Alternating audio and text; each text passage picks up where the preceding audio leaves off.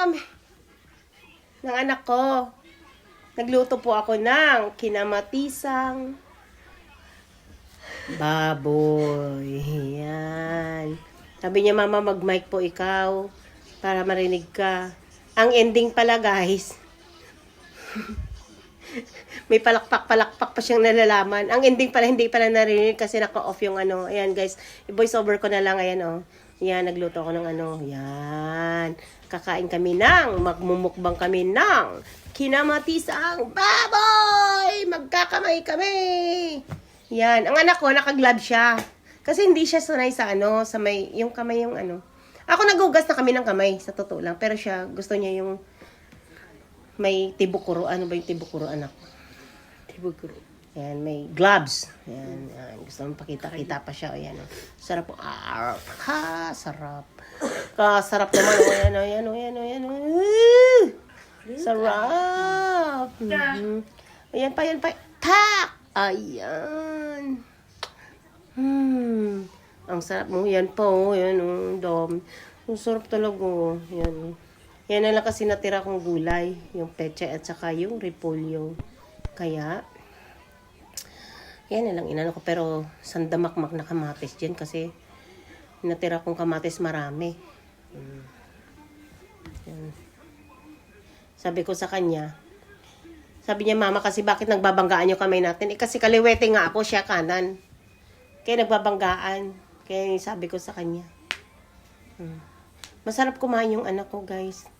Kahit na hindi siya Japanese, pure siya Pilipino. Kaso nga lang, lumaki siya rito sa Japan. Kaya yung, alam mo, yung culture ng Japan, parang naano niya na. Pero hindi ko siya lahat na tinuturuan ng lahat ng, ano. Kaya syempre, pag nandito ka sa Japan, yung culture nila, at saka yung culture nila sa Pilipinas, tinuturo ko rin sa kanya. Kaya tinuturo ko siya magkamay. Ganito kami noon. Ganyan. Noon. Sabi niya, mama, yan.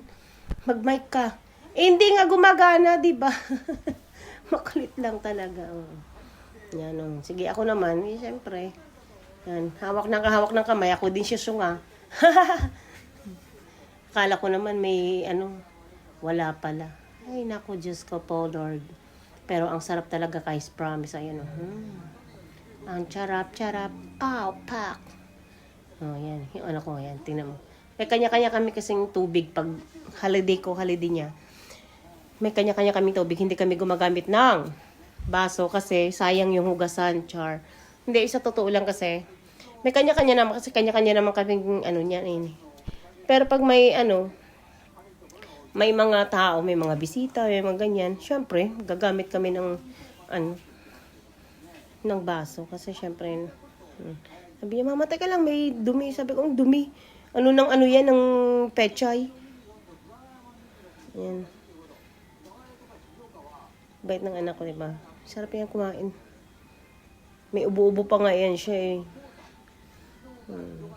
May inom ng gamot. Sarap, diba? Kain. Mama, mag-mic ka.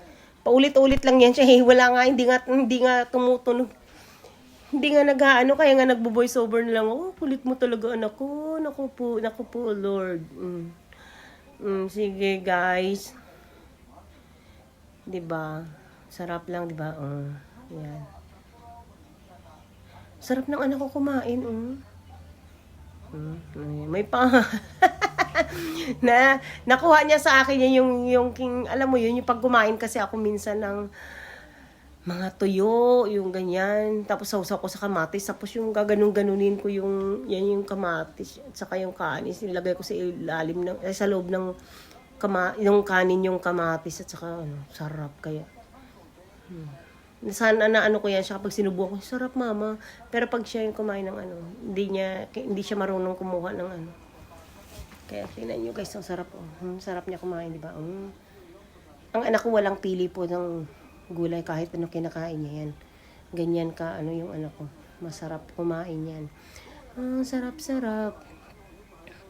Ang sarap-sarap.